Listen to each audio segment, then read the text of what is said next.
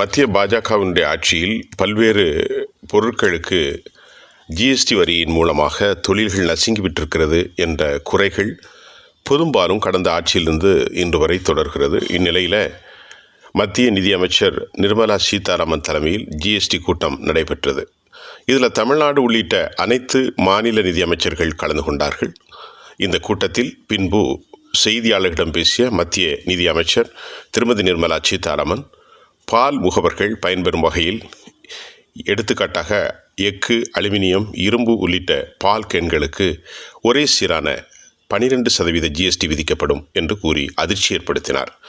மேலும் அட்டைப்பெட்டிகள், குறிப்பாக பேப்பர் அல்லது கார்ட்டூன் பாக்ஸ் என அழைக்கப்படும் கார்ட் போர்டுகளில் உருவாக்கப்படும் அட்டை பெட்டிகளுக்கும் கூட 12% ஜிஎஸ்டி விதிக்கப்படும் என்றும் அவர் தெரிவித்தார்.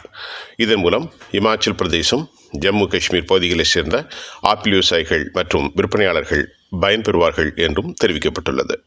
ரயில் நிலைய நடைமேடை சீட்டுகளுக்கு, பிளாட்ஃபார்ம் டிக்கெட்டுகளுக்கு சரக்கு மற்றும் சேவை வரியிலிருந்து விலக்களிக்கப்படுவதாகவும் அவர் தெரிவித்தார். பயணிகள் ஓய்வெடுக்கும் அறைகள், ரயில் நிலைய நடைமேடைகளில் பேட்டரி வாகனங்கள், ரயில் நிலைய சேவைகள் உள்ளிட்ட சேவைகளுக்கு ஜிஎஸ்டி விலக்கு அளிக்கப்படுவதாகவும் நிர்மலா சீதாராமன் தெரிவித்துள்ளார். மேலும் மாணவர்கள், பணியாளர்கள் உள்ளிட்டோர் தங்கும் விடுதிகளுக்கு வரிச்சலுகை அளிக்கப்படுகின்றது.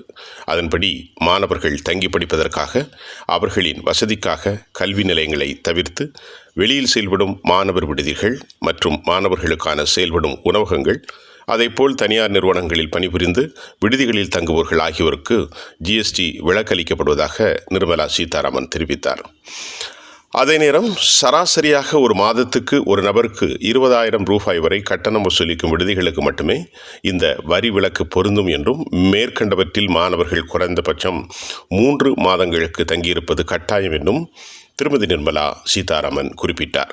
மேலும் சிறு குறு தொழில் செலுத்துவோர் பயன்பெறும் வகையில் ஜிஎஸ்டி வரி திருப்பி செலுத்துதல் 4ஆம் படிவத்தை தாக்கல் செய்வதற்காக கால அவகாசத்தை ஏப்ரல் 30 ஜூன் 30 வரை, அதாவது இந்த மாதம் வரை நீட்டிக்க கவுன்சில் பரிந்துரைத்ததாகவும், 2024 மற்றும் 25ஆம் நிதியாண்டு இது முதல் இந்த விவரங்கள், இந்த சலுகைகள் நடைமுறை செயல்படுத்தப்படும் என்றும் அவர் தெரிவித்தார்.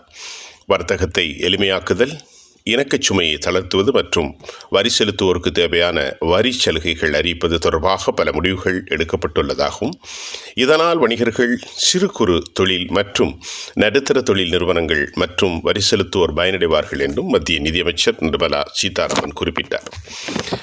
இதற்கு முன்பு பாரதிய ஜனதா ஆட்சியின் மீது வைக்கப்பட்ட மக்கள் குறைகள் ஜிஎஸ்டியின் மூலமாக எம்எஸ்எம்இ என்று சொல்லக்கூடிய சிறு குறு தொழில்கள் வெகுவாக பாதிக்கப்பட்டிருக்கிறது என்று குறிப்பிட்டாலும், தற்போது அலுமினியம் கேன் மற்றும் அட்டைப்பெட்டிகளுக்கான ஜிஎஸ்டி, அதுவும் 12% இமாச்சல், டார்ஜிலிங், சிம்லா, காஷ்மீர் போன்ற இடங்களில் விளையக்கூடிய ஆப்பிள்களுக்கு போடுகின்ற போது அதுவும் சேர்ந்து சாமானியவர்கள் தலையில்தான் பிடியும்.